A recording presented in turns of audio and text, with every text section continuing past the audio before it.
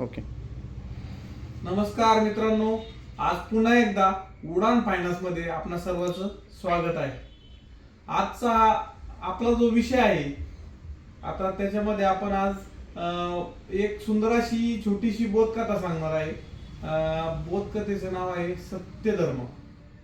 आपण व्यवहारामध्ये बघतो, लोक म्हणतात हा माणूस खूप खोटं बोलतो, तो माणूस खरं बोलतो. व्यवहारामध्ये खोटं बोललेलं वाईट किंवा कधी कधी खोटं बोललेलं हे चांगलं सुद्धा असतं. त्या संदर्भात आपण एक छोटीशी बोधकथा घेणार आहोत. एका जंगलामध्ये एक साधू महाराज आपली आपण तपश्चर्या म्हणतो, तपश्चर्या करता करता आपल्या कुटीमध्ये राहत असतात. आणि ते साधू महाराजांना लहान असल्यापासूनचा जो धार्मिक छंद होता, तपश्चर्या करणे, देवाची आराधना करणे आणि खरं बोलणे.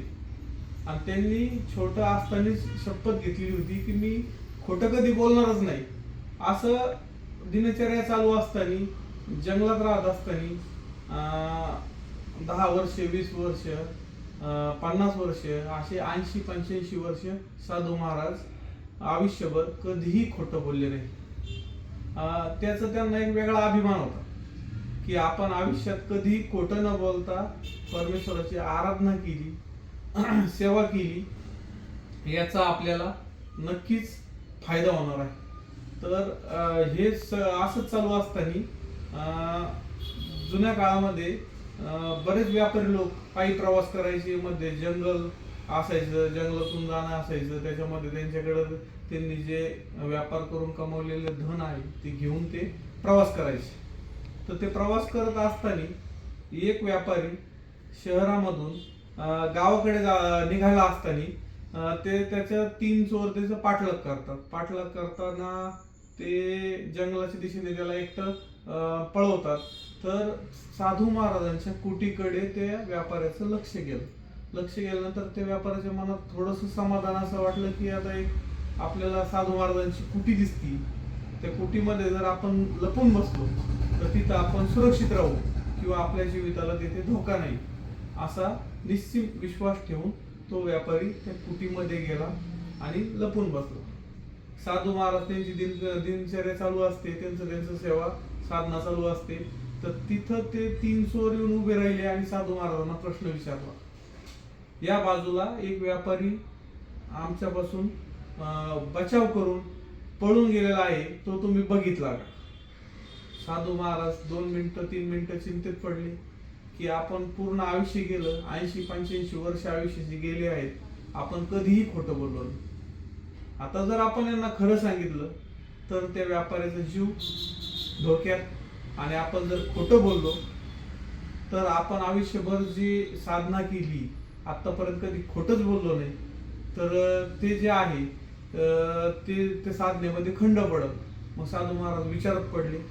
विचार करता करता ते या निर्णयापर्यंत येऊन पोहोचले की आपला जो आहे सत्यधर्म, आपला जो सत्यधर्म आहे, आपण सत्य बोलणार आहे. लहानपणीपासून तर आजपर्यंत सत्यच बोलत आलेलोय. तर जे काय ते व्यापाऱ्याच्या नशिबात असेल ते होईल, पण मी तर खरंच बोलणार.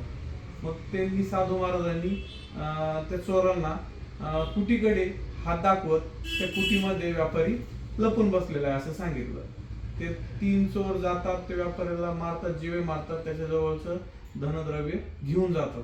साधू महाराजांना पण वाईट वाटलं, पण आपलं सत्यधर्म आपण सोडला नाही याबद्दल त्यांना त्याचा अभिमानच होता.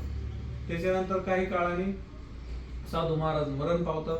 मरण पावल्याच्या नंतर आपण म्हणतो माणूस स्वर्गात जातो. तर ते त्या पद्धतीने ते स्वर्गाच्या दिशेने गेल्याच्या नंतर तिथे त्यांना देव भेटल्यानंतर देव त्यांना म्हटले की तुम्हाला 1 वर्षाचा नरकवास होणार, तिथून पुढे तुम्हाला स्वर्गवास भेटणार.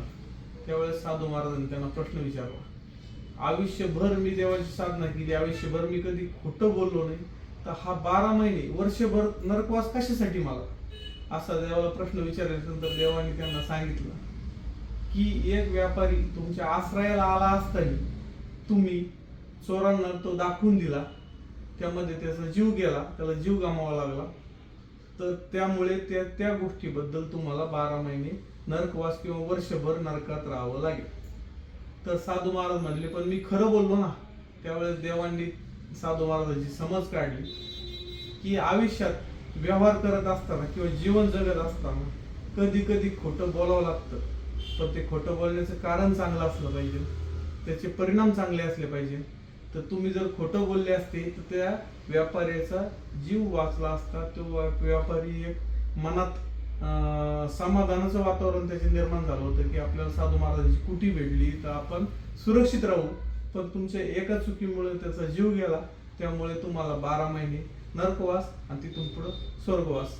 या बोधकथेतून बऱ्याच लोकांचे अशी शंका जी आहे का खोटं कधी बोलू नये, तर ती शंका दूर झाली असेल का कधी कधी खोटं बोलावं लागतं, त्याचं काही पाप वगैरे काही लागत नाही आपल्याला. त्याच्यामुळे व्यवहार करत असताना खोटं बोललं किंवा काय असेल तर त्यापासून काही नुकसान नसावं. कारण काही लोकांना असं वाटतं काही खोटं बोलायचं सांगतो काय गोष्ट सांगून, तर तसा काही अर्थ घेऊ नका.